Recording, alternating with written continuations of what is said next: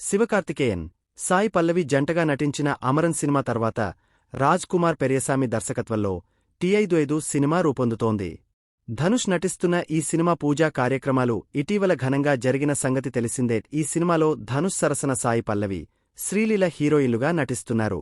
ఈ చిత్రానికి ధనుష్ 45 కోట్ల రూపాయలు పారితోషికం అందుకుంటున్నట్లు సమాచారం. ప్రస్తుతం బాలీవుడ్ ఇండస్ట్రీలో ధనుష్ సక్సెస్ ఫుల్ హీరో.